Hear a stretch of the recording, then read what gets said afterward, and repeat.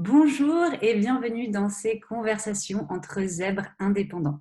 Je suis Marjorie Véron, spécialiste de la transformation personnelle et professionnelle des zèbres. Je les aide à développer un projet qui leur tient à cœur. Aujourd'hui, pour ouvrir cette série de conversations entre zèbres indépendants, j'ai le privilège de recevoir Nathalie Alstin, avec laquelle nous allons échanger sur notre parcours de zèbre et d'indépendante. Nathalie, déjà, merci beaucoup d'avoir accepté cette invitation. Est-ce Avec que vous plaisir, pouvez vous présenter? bien sûr. Donc, je suis Nathalie Alsten, je suis belge, je suis coach thérapeute et fondatrice du Congrès virtuel de la douance.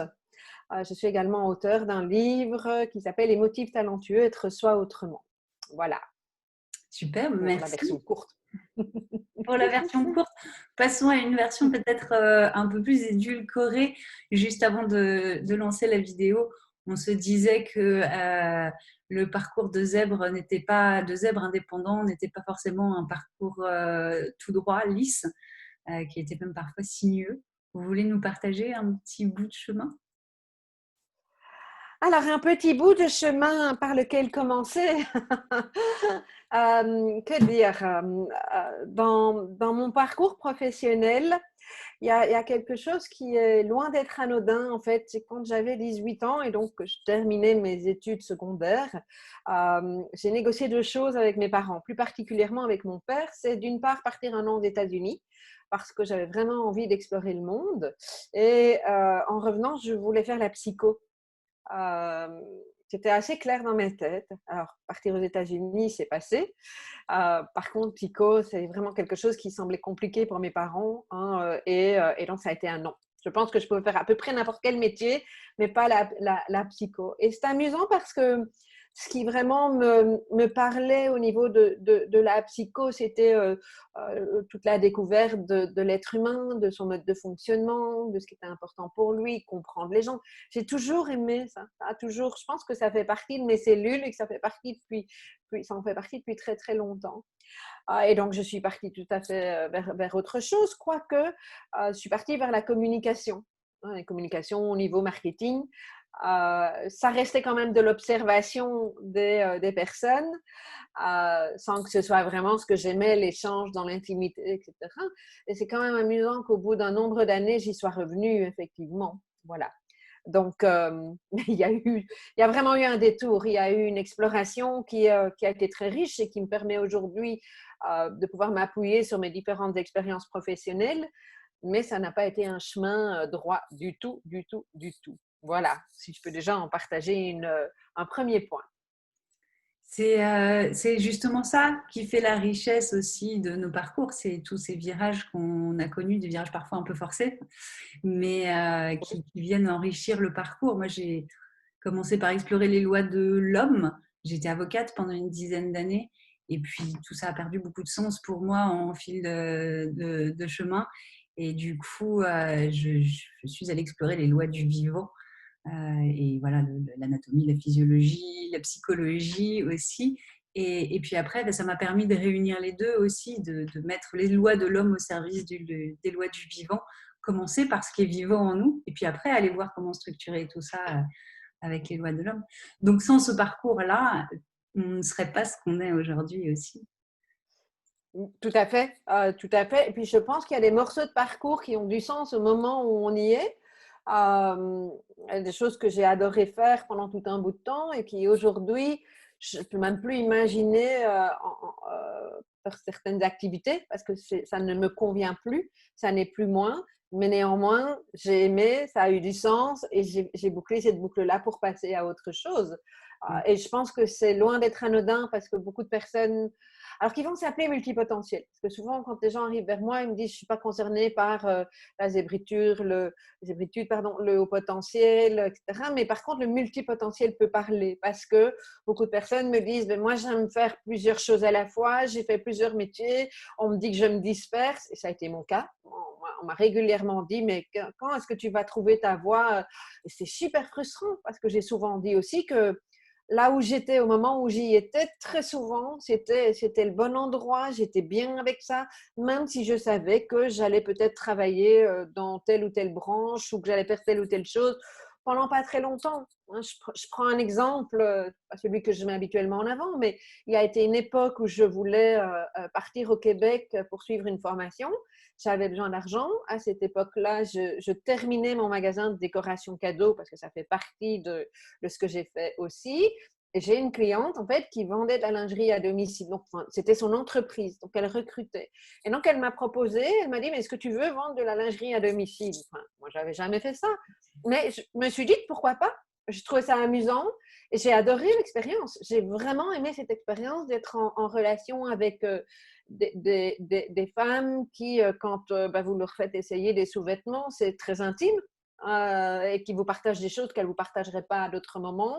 Je partais avec ma valise et un mannequin qui était une jeune fille, une jeune voisine, ses parents avaient dit OK, qui faisait la démo de sous-vêtements. C'est excessivement riche comme expérience, mais je ne l'ai pas fait très longtemps, je l'ai fait à peine un an pour pouvoir effectivement financer ce voyage et cette formation. Donc, je n'aurais pas fait ça sur le long terme, mais ça a eu du sens à ce moment-là. J'ai appris énormément, vraiment, dans cette expérience. Donc, voilà. Oui, il y a ça aussi. Il y a tout ce qu'on apprend dans ces petits bouts d'expérience qui, mis bout à bout, forgent une personnalité aussi, une expérience. Et puis, parfois, il y a même des choses qui n'ont pas de sens sur le coup et qui prennent du sens quelques années après. On se dit, ah bah, ça y est, je sais pourquoi j'ai fait ça maintenant, je me rappelle. Oui, Je connais bien. oui, et puis je trouve… Pardon, allez-y. Allez-y. Je trouve aussi, en tout cas en ce qui me concerne, dans la variété de jobs que j'ai fait, aussi bien dans la variété de publics et même parfois de lieux, ça a été intéressant. Alors aujourd'hui, dans ma posture de coach, de pouvoir me rendre compte de toute la palette de ce que les gens peuvent vivre. Je prends un autre exemple. J'ai accompagné des aides ménagères pendant tout un temps, j'en parle dans mon livre. Euh, Moi, je pensais que j'avais cette ouverture d'esprit, que je pouvais comprendre, etc. Mais je suis tombée bien bas parce qu'elles m'ont appris pas mal de choses, ces dames et ces messieurs, parce qu'il y a parfois des hommes. Et j'ai plus le même regard aujourd'hui. Et cette expérience a été excessivement riche. Je l'ai faite pendant pas mal d'années. Et donc, dans mes accompagnements, tout ça peut jouer effectivement dans l'accueil que j'ai face aux personnes qui sont face à moi, en tout cas. Voilà. Et votre parcours de zèbre, vous l'avez toujours su, vous l'avez appris en cours de route, je crois.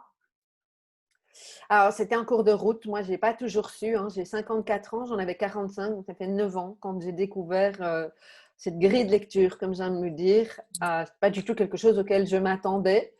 Plusieurs amis m'ont dit, et en particulier une personne, mais je te l'avais déjà dit, je ne l'ai pas entendu. Je fais confiance à ces personnes parce que je sais qu'elles ne me mentent pas. Je n'étais pas capable de l'entendre à ce moment-là. Et puis, le jour où effectivement, j'ai découvert, j'ai pu conscientiser ce que ça voulait dire et quel impact ça avait eu sur ma vie, ça a été pour moi une vraie bombe. Ça a changé énormément de choses en ce qui me concerne. Ça m'a permis de comprendre toute une série d'éléments, ça m'a permis de comprendre pourquoi effectivement je faisais plusieurs métiers, pourquoi j'étais passionnée par plein de choses, pourquoi je ne faisais pas comme les autres, pourquoi je me sentais comme une extraterrestre au milieu de pratiquement n'importe quel groupe. Ça a donné vraiment tellement de sens à mon histoire de vie.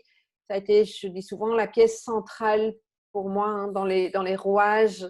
Je peux bien prendre l'exemple des rouages d'une montre où il y a toutes ces roues qui s'imbriquent les unes dans les autres. Le fait de découvrir ma douance, ça a été la pièce centrale qui m'a permis de faire tourner tout le reste de manière fluide sans avoir un truc qui bloque à un moment où tu n'es plus. Même si j'avais fait énormément de travail sur moi et donc je me connaissais déjà très très bien, mais il me manquait vraiment pour moi cet élément central. Donc ça a vraiment changé énormément en ce qui me concerne. Donc voilà, oui. C'est quand même que 9 ans, donc c'est finalement récent en fait. Ouais, mais il s'en passe des choses en 9 ans, du coup, si ça… Pour moi, ça a été un moyen de revoir ma vie avec un angle différent. Comme diraient les coachs que nous sommes, on se raconte l'histoire un peu différemment aussi. Et ça met des choses en lumière. Et puis, alors je ne sais pas vous, moi je suis passée par toute une phase, bon, il y a une petite phase de déni, ça ressemble presque au processus Oui. de deuil d'une personnalité en fait pour en accueillir une autre, phase de déni. Puis après, il y a toute une phase où on découvre tout un mode de fonctionnement. on a mis des mots sur ce qu'on vit. Et il y a une phase où il faut apprendre à apprivoiser ça aussi, se dire, bon, bah, ok, je suis comme ça, c'est pas anormal, c'est normal vu mon anormalité, entre guillemets, tout ça évidemment. Comment vous avez fait pour intégrer progressivement ça et notamment apprendre à gérer progressivement ce qu'on appelle de l'hypersensibilité, de l'hyperémotivité, de l'hyperactivité cérébrale? Alors, l'hyper, elle était déjà accueillie, c'est juste qu'elle n'avait pas de sens. Elle était déjà accueillie parce que j'ai pendant des années travaillé sur moi, j'avais fait de la sophrologie, j'étais accompagnée déjà à ce moment-là depuis un bon bout de temps en thérapie. Et donc, je vais dire que j'étais équipée. J'avais déjà cette capacité de me poser, en tout cas à cet âge-là. J'ai eu la chance de faire un burn-out pas mal d'années avant, à 30 ans quand je l'ai fait. Donc, j'avais déjà énormément appris. Par contre, ça n'avait pas de sens. Je ne comprenais pas pourquoi moi, je fonctionnais comme ça. Et le sentiment de décalage était toujours quelque chose d'excessivement compliqué pour moi. Et donc, j'avais tendance à me dire que c'était moi le problème. En tout cas, je ne sais pas fonctionner comme les autres, etc.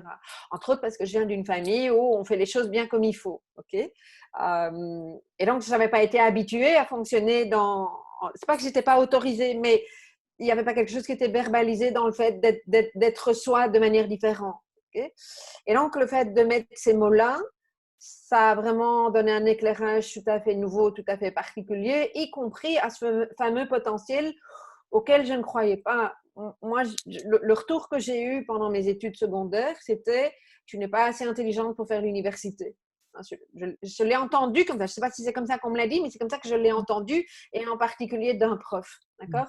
Et donc, j'ai choisi des voies qui n'étaient pas les voies traditionnelles, et quelque part en pensant que je n'étais pas si intelligente que ça.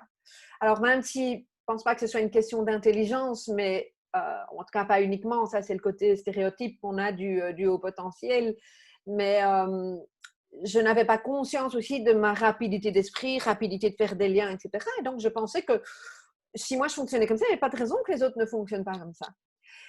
Et aujourd'hui, avec le recul, je me dis, waouh, je n'ai pas forcément été très sympa et indulgente avec toute une série de personnes, y compris dans les équipes, puisque me sentais pas, je ne me sens toujours pas plus haut que quelqu'un d'autre, mais je n'avais pas conscience de ce gros potentiel qui est le mien, et du fait que ça pouvait faire peur aux gens. Okay, et donc ça, je l'ai conscientisé à ce moment-là. Et donc, pour répondre à votre question, je suis passée par plein de phases. C'était haut en couleur. À la fois, c'était… je me connectais vraiment à ce potentiel et à cette envie de me dire mais il faut que j'en fasse quelque chose, et de me reconnaître effectivement dans cette capacité, cette singularité, mais aussi avec le côté potentiel, hein, de l'accueillir. Et donc ça, c'était nouveau, c'était un regard complètement nouveau sur moi. Et puis, cette perte de repère complet, enfin complet, peut-être pas complet, mais quand même assez important. Le fait de revisiter son histoire de vie. Moi, j'ai vu un feu d'artifice pas forcément agréable à ce moment-là. Hein. J'ai eu la chance d'avoir repéré, d'avoir pu me connecter avec des personnes qui connaissaient bien le sujet et qui m'ont aidé à m'apaiser, à me réancrer, si je peux dire. J'ai vraiment eu cette chance-là. De savoir à qui m'adresser, parce que je me suis rendu compte en fait que j'étais entourée d'HP en fait. Et en parlant entre autres à ma meilleure amie, je dis tu sais, t'as déjà entendu? Ah ben oui, mais moi je sais quoi. Enfin, tant que tu m'en avais jamais parlé, bon, pas pourquoi il faut en parler. Et je pense qu'il y a un moment donné, moi c'est mon métier aujourd'hui que de travailler avec les hauts potentiels, donc forcément j'en parle, mais je pense que si je n'avais pas choisi cette voie-là au niveau professionnel, c'est plus quelque chose d'important pour moi. Okay. Et pour revenir quand vous dites hein, les phases de deuil, etc., oui, tout à fait. Et moi, d'ailleurs, c'est un manuel que je propose à télécharger à toute une série de personnes qui assistent au congrès. On en reparlera peut-être après. Mais je dis, il y a 4 phases. Il y a la phase où, en fait, on ne sait pas ce qui ne va pas chez nous puisqu'on n'est pas conscient qu'on a ce type de fonctionnement-là. Et donc, on cherche, on ne sait pas ce qu'on cherche, mais on cherche. Ou pas. Il y a des gens qui cherchent. Okay. Ça, c'est ce que j'appelle, c'est la première phase. Puis, il y a la phase de révélation. C'est cette phase de perte de repère où c'est un feu d'artifice émotionnel et ça peut être insécurisant pour certaines personnes. Et puis, en général, dans mes constatations, ce n'est pas une règle précise, hein, mais ça peut durer jusqu'à 1 an. Vraiment, cette phase de digestion. Et puis après, on passe à quelque chose qui est l'ordre de l'intégration. C'est OK, j'ai compris ce que ça voulait dire être concerné par l'hypersensibilité, le haut potentiel, l'hébritude, peu importe quels sont les mots qu'on met dessus. En général, à la phase 3, c'est déjà un petit peu plus facile de s'approprier ça, en fait. Et puis, c'est la phase vraiment dans laquelle on va on se connecte à nos besoins. Puisqu'on se connaît mieux, on s'autorise, il y a quelque chose de plus paisible. Et la phase 4, ben, c'est celle dont j'ai parlé juste avant, ça n'a même plus d'importance, c'est juste on est en lien avec soi en fait.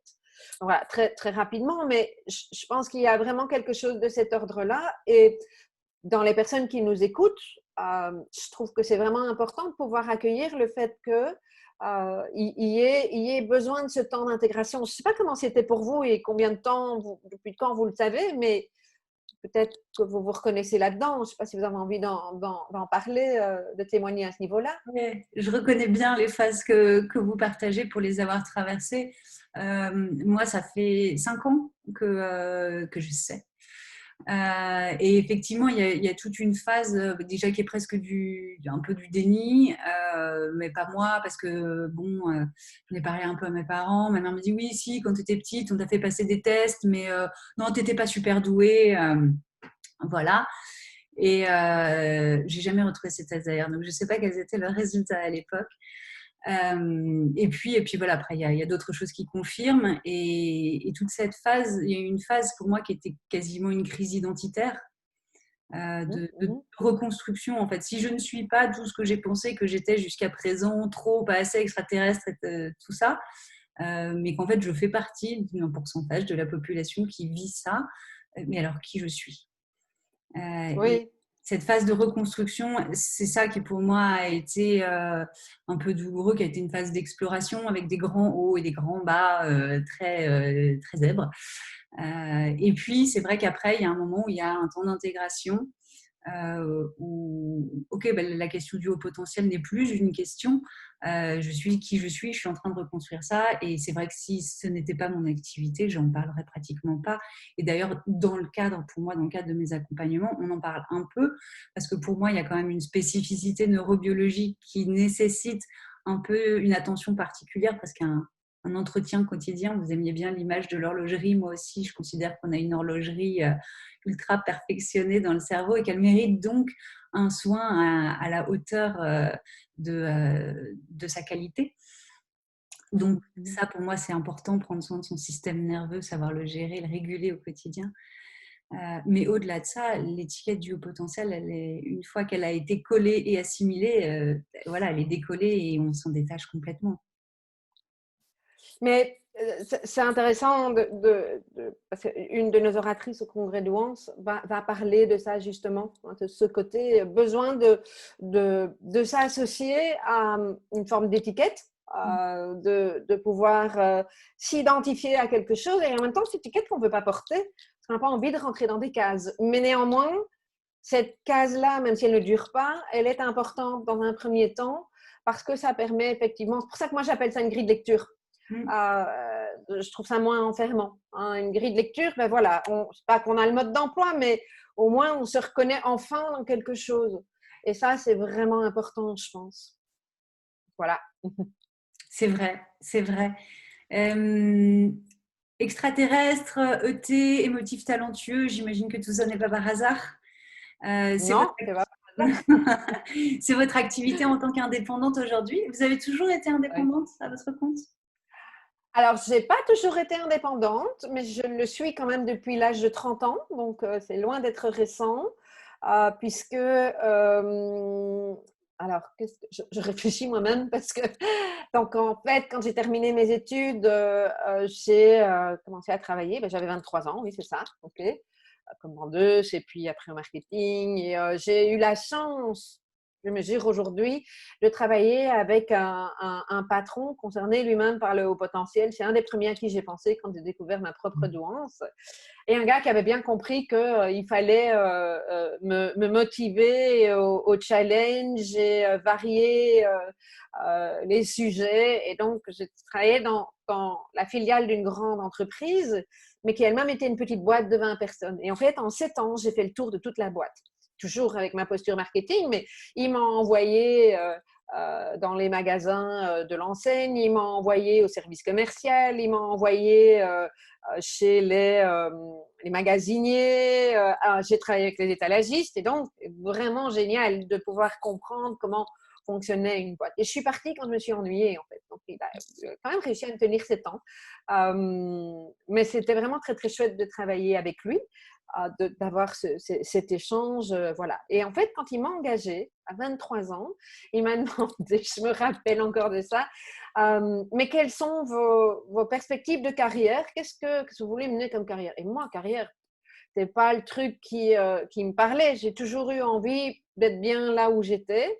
Par contre, je viens d'une famille d'indépendants, dans le secteur Horeca principalement, beaucoup de commerce, mais ou bien du côté de papa, il y a eu un architecte, il y a eu un psy aussi, mais donc pas mal de personnes qui travaillent en autonomie. Et je me rappelle lui avoir dit, bah, je ne sais pas, mais un jour je vais lancer ma boîte. Donc j'étais déjà très au clair avec ça, mais par contre pas du tout au clair avec ce que je voulais mettre dans cette activité. Ouais. Et voilà. Et à 30 ans, en fait, il y a une opportunité familiale qui s'est présentée. J'en pouvais plus de bosser avec lui. C'était bon. Et dans ce cadre-là, et j'ai eu envie de prendre mon envol. Et en fait, j'ai ouvert un magasin de décoration cadeau. Donc, absolument rien à voir avec ce que je fais maintenant. Ça a un petit peu plus à voir avec ce que je faisais à l'époque, puisque je travaillais au marketing dans une société qui vend, c'est Christophe, hein, c'est les couverts en argent, donc complètement différent de là où je suis aujourd'hui. Hein, et donc, travailler l'art de la table, j'aimais bien parce que tout ce qui est beau est important pour moi. Okay? Donc, mais ça fait partie vraiment de mon ancienne vie, en fait, quoi. Et donc, j'ai bifurqué vers c'est là où je me suis installée comme indépendante. J'ai bifurqué vers l'ouverture d'un magasin de décoration cadeau. Et évidemment, aujourd'hui, j'en ris sur un concept complètement différent d'un magasin classique. C'était juste pas possible pour moi d'ouvrir un magasin dans un centre commercial comme tout le monde. Ça, c'était pas la panne, quoi. Donc, j'ai fait différemment, effectivement, quoi. Voilà. Ok. Et ce parcours d'indépendant vous a progressivement mené à la découverte de votre zébritude, de vos rayures et à votre activité actuelle? Alors, pas spécialement le parcours. Enfin, oui et non. Alors, ce qui s'est passé, c'est que j'ai eu, je dis aujourd'hui, la chance de faire très, très vite un burn-out suite à ce magasin. J'étais pas dans mon élément. J'étais dans mon élément déco, mais ça, je peux faire chez moi. Hein, je pense, je vais même aller jusqu'à dire que quand j'ai ouvert, le soir où j'ai ouvert ce magasin, je savais que je faisais une connerie. C'est terrible à dire, mais c'était une évidence pour moi. Beaucoup de lucidité. Et au bout de 2 ou 3 ans, j'ai fait un burn-out. Et je me suis intéressée, et c'est là où j'ai commencé à bifurquer, en tout cas, peut-être pas vers la zébritude, mais vers tout ce qui est le développement personnel. J'ai fait un burn-out et tout en continuant à travailler, parce qu'en tant qu'indépendante, c'est pas évident. Hein. J'avais la chance que, dans mes spécificités, je suis vraiment magasin que l'après-midi. Donc, je pouvais dormir le matin et être plus ou moins en forme l'après-midi. Et donc, j'ai commencé à m'intéresser au développement personnel et très rapidement, en fait, j'ai cliqué avec le Feng Shui. Il faut dire d'où je viens, hein. En effet des détours. Hein, mais pourquoi? Mais parce que vraiment, le fait d'écouter l'autre, d'être bien dans son milieu, dans son environnement. Aujourd'hui, je mesure combien c'est important pour quelqu'un qui est connecté à la haute sensibilité, qui fait partie du haut potentiel. Et donc, moi, ça a été ça le point de départ. La déco d'un côté et le feng shui de l'autre me permettait de relier les deux mondes. C'est un petit peu ce que vous disiez tout à l'heure, hein, dans ce côté de relier deux parties. Et en fait, j'ai adoré. J'ai reconnecté au fait d'écouter les gens pour aller en consultation chez eux. Et puis, un jour, il s'est passé quelque chose avec une dame où moi, j'ai posé mes questions très naïvement, mais avec l'intuition que j'avais déjà à l'époque. Et en fait, elle a fondu en larmes. Et n'étant pas encore très à l'aise à ce moment-là avec mes émotions, j'ai paniqué, quoi. C'est comme si elle allait se suicider le lendemain. Alors qu'aujourd'hui, avec le recul, non, c'est juste que j'avais mis le doigt sur le truc qui faisait mal et elle a fait une énorme prise de conscience. Et en fait, c'est ça qui a fait qu'à un moment, je me suis formée pour être au début thérapeute. Hein. Donc, je revenais petit à petit à mes premiers amours. Mais ça, c'était… quel âge j'avais à ce moment-là? Oui, entre 30 et 35 ans, en fait. Oui, j'avais 37 ans quand j'ai été diplômée de cette école et que j'ai fermé mon magasin. Okay? Donc, mais il n'y avait toujours pas l'ombre du haut potentiel à ce moment-là. Ça a été un petit peu plus tard. Par contre, l'ombre de l'hypersensibilité, oui, là depuis très longtemps. Mais je n'avais absolument jamais associé. Pour moi, un haut potentiel, c'était un matheux. Moi, j'ai toujours été hyper mauvaise en maths. C'était compliqué avec ma prof. Donc, je ne sais pas si c'est pour ça que j'étais mauvaise, mais maths, le jour où j'ai quitté le lycée, je n'ai plus fait une formule de maths. Je n'ai pas eu d'enfants, donc je n'ai pas dû répéter avec eux. Mais j'ai été dégoûtée. Donc, pour moi, c'était le cliché que j'avais en tête du haut potentiel. Je ne pouvais pas correspondre à ça. Je ne suis même pas sûre que la question s'est posée, d'ailleurs, tellement c'était loin de moi, en fait. Donc voilà, il y a eu ce parcours. Et en fait, donc à 37 ans, j'ai par la suite, quand je réfléchis, 50, parce que je ne suis pas bonne en maths, hein, donc je ne calcule pas bien. Je réfléchis, je suis indépendante depuis 15 ans, donc là en fait, j'ai arrêté mes activités et j'ai remis à plat tout mon projet professionnel il y a 15 ans. Et pour repartir sur du coaching. Et en fait, je suis repartie sur l'accompagnement des émotions. Et avant d'être connue sur le haut potentiel, j'étais en tout cas en entreprise et sur la Belgique, assez connue, même un peu plus loin sur la France, connue pour l'intelligence émotionnelle.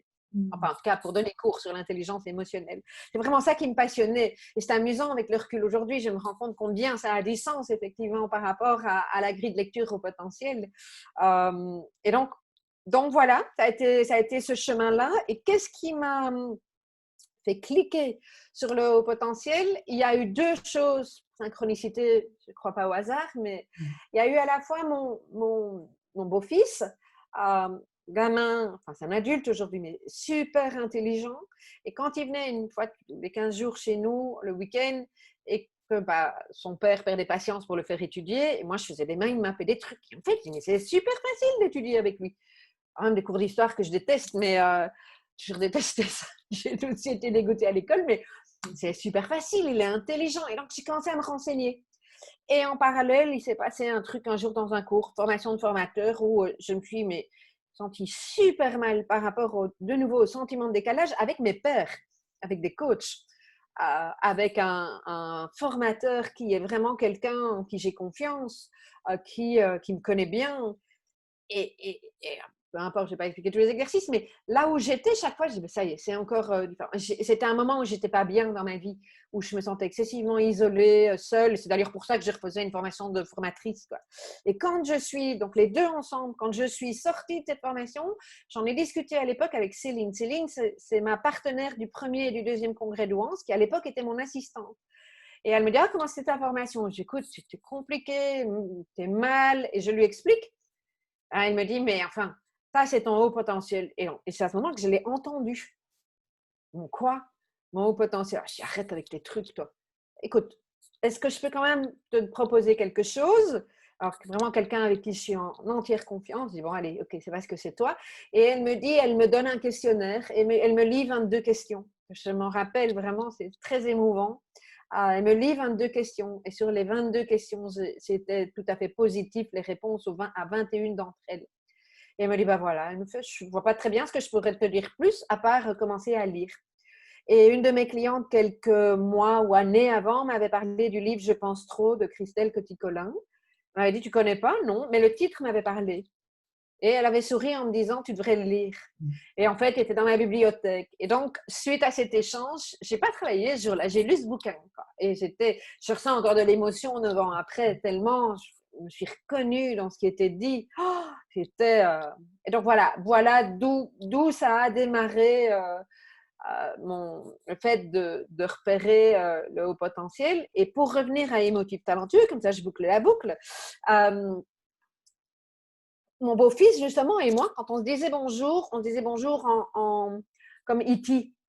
E.T. Goes Home, hein, alors je rigolais parce qu'il y a quelqu'un qui a beaucoup d'humour et moi j'aime bien rire, donc hein, et, salut Boulou, hein, E.T. quoi. Et en fait, ça me parlait vraiment, puisque très souvent, ce que j'entends quand les gens parlent découvrent leur douance, haut potentiel, le mot haut, déjà potentiel, pas facile, donc haut, on peut carrément le barrer. Hein. Le mot hypersensible, oui. Au potentiel émotionnel, parfois les gens viennent avec ça. Surdoué, n'en parlons même pas. Doué, certainement pas. Surdoué, enfin bref, précoce, n'en parlons pas. Et donc, moi, je n'étais pas à l'aise avec ça non plus. Pas du tout à l'aise avec ça. Et donc, j'ai cherché, on s'est amusé avec mon beau-fils et ma belle-fille, dire mais qu'est-ce qu'on peut mettre derrière E.T.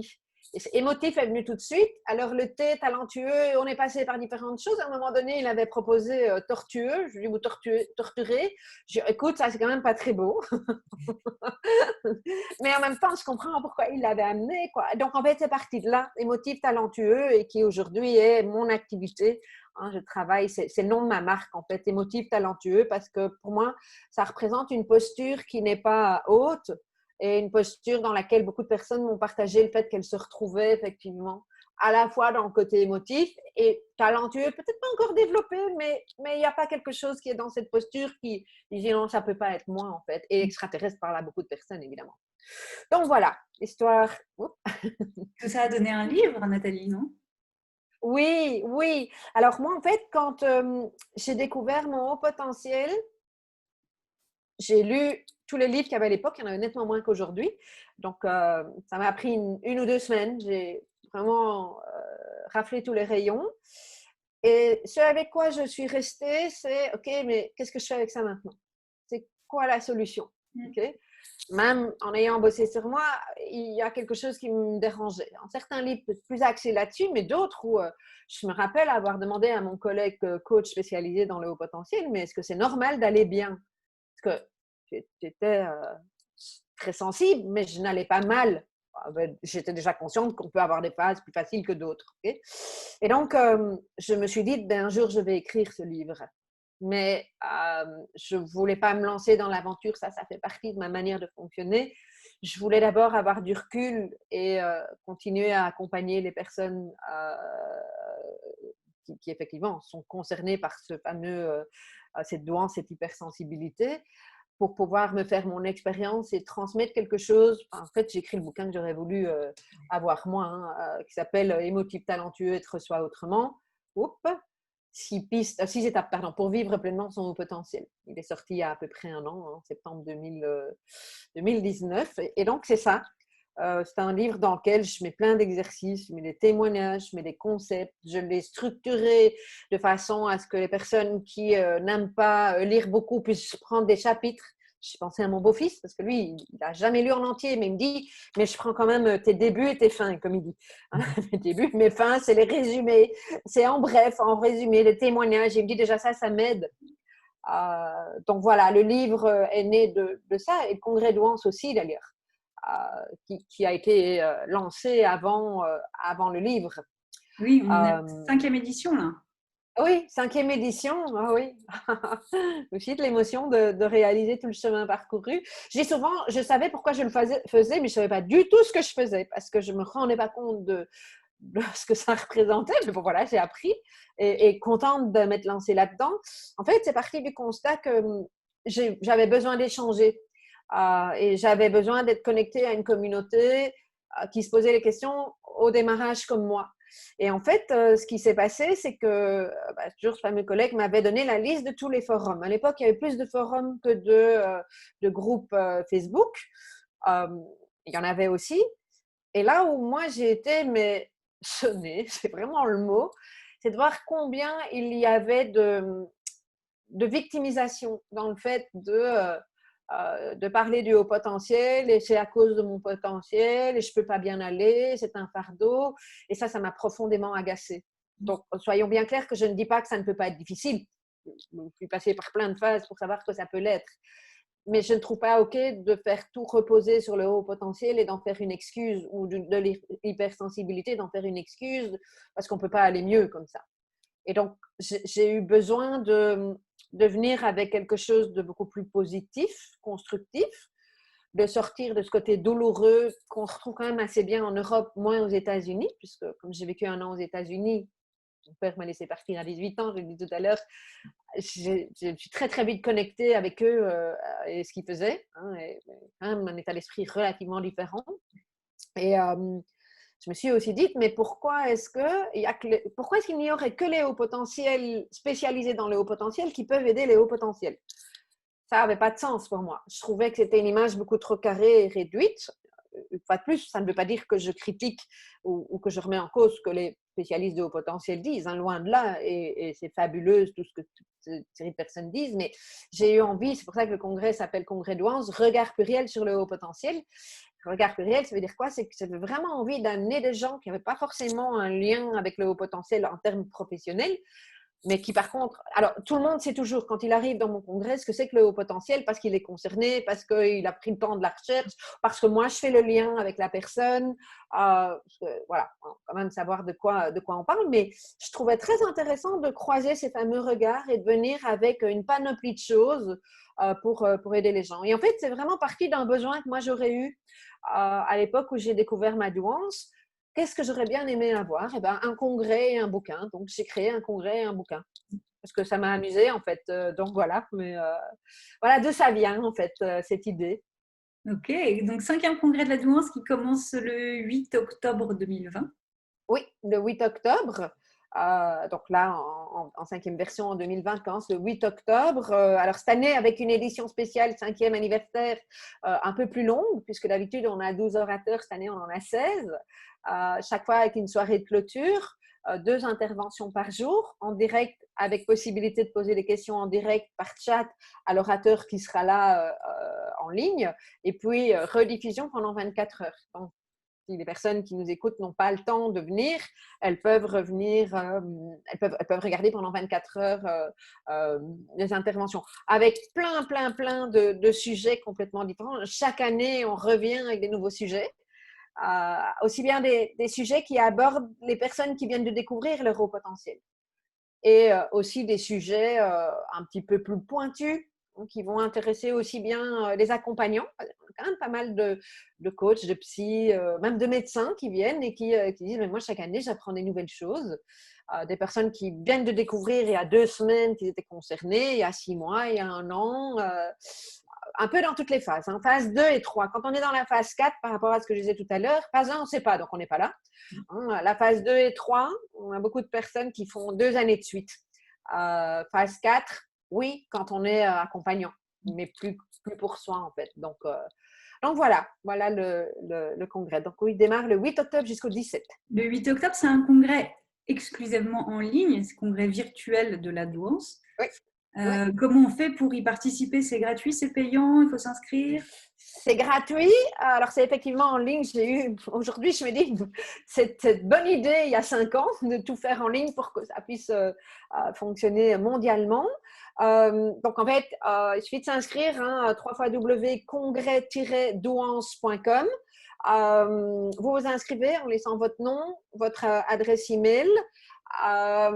Et vous allez avoir le programme. Vous pouvez, si vous le voulez, vous inscrire à un groupe Facebook. Ce n'est pas obligatoire si vous n'avez pas Facebook et que vous ne l'aimez pas, mais c'est une possibilité d'échanger. Et quelques jours avant, vous allez recevoir les informations. Donc, c'est entièrement gratuit. Hein. Vous allez recevoir les informations, comment vous connecter, etc. Et puis, chaque jour, on va vous rappeler les 2 conférences quotidiennes. Voilà. On commence avec Rémi Tremblay qui va nous parler d'honorer la présence à soi. Moi, j'ai un boulot fabuleux hein, parce que j'interviewe des gens passionnants, donc vraiment très gai. Rémi Tremblay, moi, j'ai vraiment été impressionnée par son ancrage, par sa façon d'apprendre à nous poser. Magnifique interview. Et puis, Martin Latulippe, quelqu'un qui a au niveau Internet et accompagnement, etc., qui est excessivement connu. On peut dire que c'est quelqu'un qui a réussi. Et quand on le voit, il a l'air sûr de lui, etc. Et en fait, il nous témoigne combien ça a été difficile quand il était enfant, parce qu'à l'école, il était complètement en décalage, dysphasique, je ne sais plus, mais dyscalculique, TDA, troubles de l'apprentissage. Et il nous partage avec beaucoup d'humilité comment il a réussi à dépasser ça et à être qui il est aujourd'hui. Et je trouvais, enfin, pour moi, c'est un message d'espoir très, très important.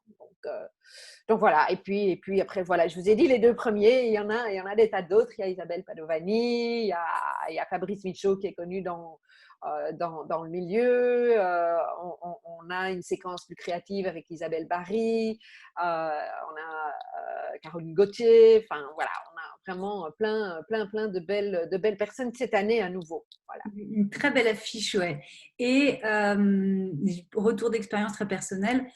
Tu parlais Oui, du groupe Facebook qui accompagne les inscrits aussi, si on le souhaite. Tu me disais qu'il y avait déjà 3000 personnes qui étaient inscrites dans le groupe Facebook.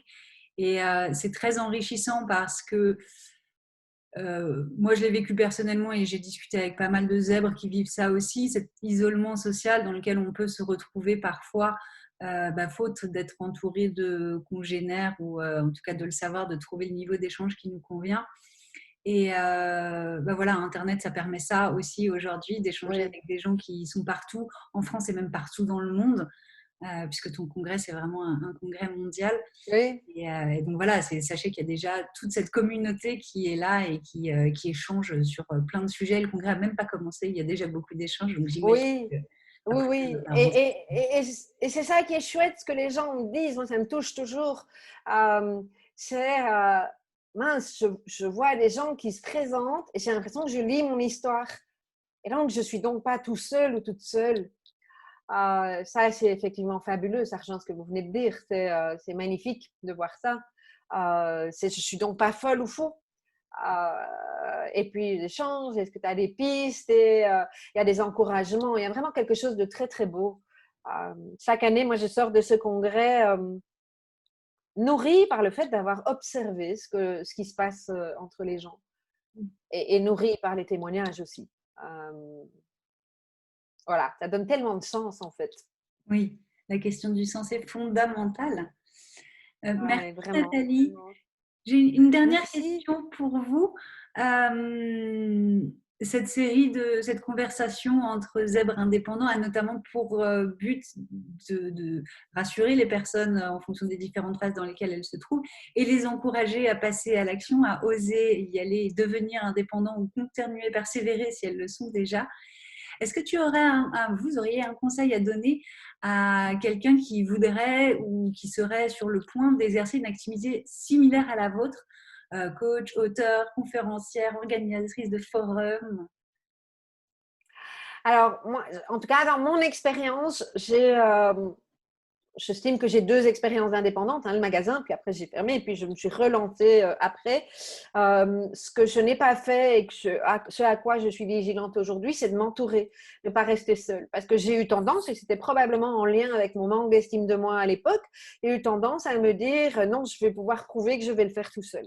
Et ça, pour moi, c'est vraiment une erreur. Et donc, j'ai ravalé mon ego, j'ai mis mon orgueil de côté pendant un moment et je me suis fait accompagner. Donc, j'ai redémarré ce parcours d'indépendante aujourd'hui en tant que coach, d'une part en me faisant accompagner sur mon projet, ensuite en me faisant accompagner à titre personnel, en me faisant superviser, parce qu'en tant que coach, pour moi, c'est essentiel qu'on se fasse superviser. Et aujourd'hui, parce que mon activité se développe vraiment, euh, alors pour le moment, je me fais accompagner sur beaucoup de choses parce que le congrès depuis l'année passée, enfin, il y a vraiment eu quelque chose, le livre, quelque chose qui a changé chez moi au bout de X années. Donc, je me fais accompagner sur le côté, entre guillemets, stratégique. C'est pas un mot que j'aime bien, mais j'ai appris à arrêter. Ça a été une des premières choses, d'ailleurs, Martin Latulippe qui m'accompagne. Il m'a dit, tu continues comme ça, dans 2 ans, tu refais un burn-out. C'est très agréable à entendre, mais c'est vraiment lui qui m'a permis de conscientiser que je pouvais continuer à faire des choses qui me passionnaient sans nécessairement devoir me disperser. Et donc, il y a vraiment eu un cadre et mon Dieu que c'est apaisant.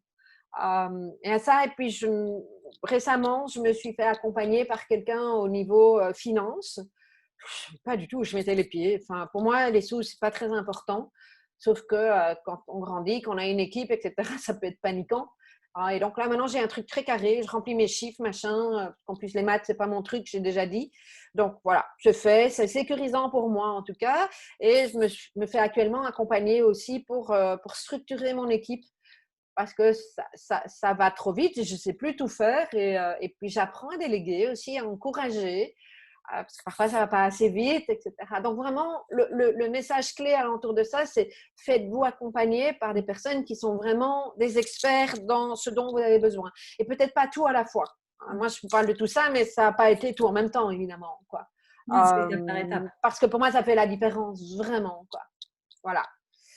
J'aurais beaucoup d'autres de conseils, mais ça, pour moi, c'est vraiment rester pas seul. Parce que c'est vraiment un piège. Et en particulier au début, quand on n'a pas beaucoup d'argent, quand on vient de se lancer, il y a ça, c'est je vais éviter une séance de supervision, par exemple. Je trouve que c'est le pire. C'est justement à ce moment-là qu'on en a besoin. Au début, moi, je ne suis pas pris de comptable. Ben, c'est à ce moment-là que je me suis pris un contrôle. Et de toute façon, ça m'a coûté 3 fois le prix. Donc, voilà. Oser Pensez à vous investir. entourer. Oui. Oui, oui, oui. Et de le mettre dans le plan financier de base. De dire, OK, je vais avoir besoin de ça. Ça me semble essentiel. Voilà. C'est un très très bon conseil. Merci Nathalie. En tout cas, moi, il me parle beaucoup. Plaisir. Merci, merci Nathalie. Le congrès d'Ouance, vous avez les infos autour de la vidéo pour vous inscrire si vous le souhaitez. Et je vous souhaite un très bon congrès. J'y assisterai Merci. personnellement. Avec grand plaisir pour se revoir dans le groupe ou dans le public, etc. Merci beaucoup en tout cas pour votre interview, pour cet échange. Pas une interview, un échange, voilà. Avec plaisir. Avec plaisir Nathalie, merci et à très bientôt. À bientôt.